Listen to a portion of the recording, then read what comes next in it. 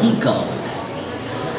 Ia cuma menggeleng kepala dan berkata, "Ah, dia lebih tua dari gurun, lebih muda dari embun, mungkin langit masih mengenalnya." Aku melihat kanak-kanak begitu muda seperti fajar main kejaran di pantai pasir dan bertanya, "Adakah mereka melihat engkau?"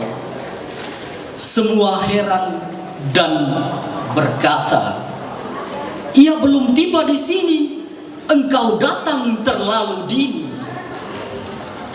Aku pergi ke taman kota, melihat sepasang anak muda asik masuk di mabuk asmara. "Mungkinkah mereka mengenal engkau?"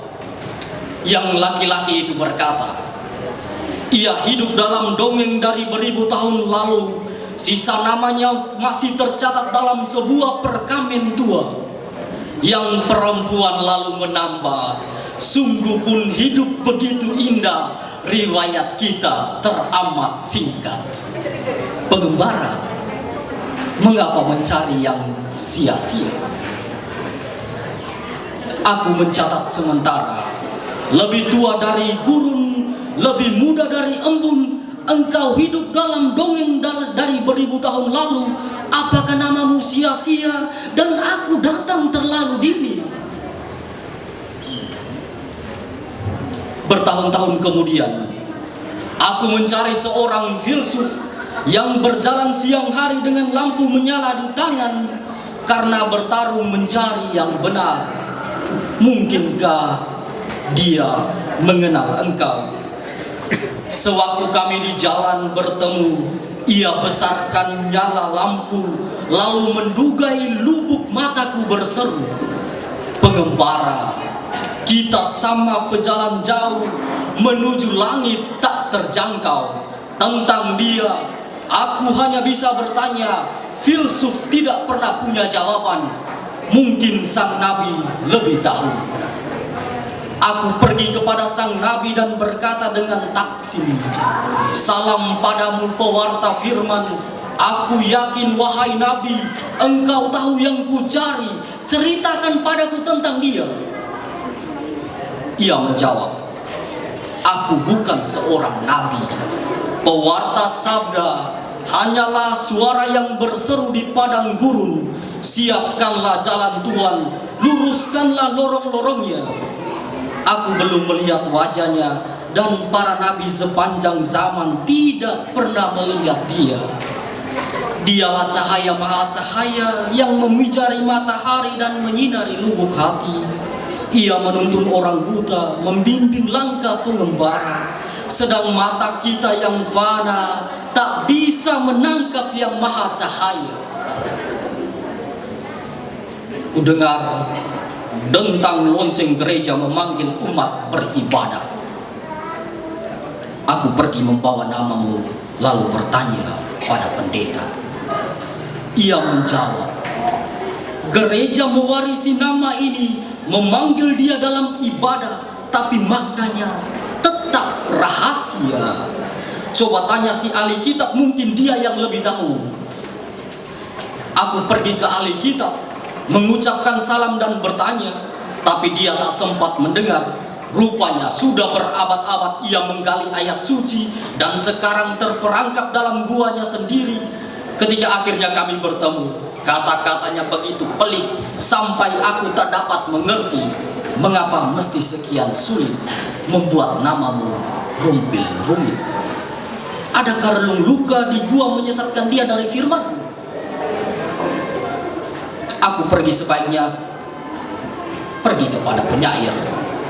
Dia menyambutku dalam diam, menggumam sajak yang tak selesai.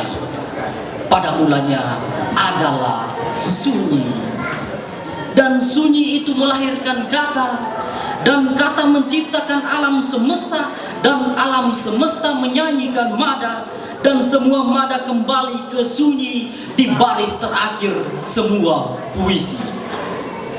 Tapi tak pernah seorang penyair berhasil menulis bait itu. Mungkin Pertapa lebih mengenal rahasia sunyi. Aku pergi ke padang gurun, menemui sang Pertapa. Ia dulunya seorang kaya, menjual tuntas semua harta dan hidup menyepi mencari sunyi. Sebelum kutanyakan sepatah kata, ia mendengar debur jantungku dan berkata, lebih kaya dari cinta, lebih miskin dari rindu, itulah dia. Makanya harta yang habis terjual tidak cukup membayar jalan untuk sampai ke hadiratnya. Mungkin sekali fakir miskin lebih mengenal wajah itu. Sesampai ke pondok fakir miskin, aku langsung melupakan namamu. Yang kulihat, yang kuingat hanyalah wajah kanak-kanak dengan igauan dalam demam, menjerit pedih minta nasi, sedang ibunya menjual diri untuk membeli sepotong roti.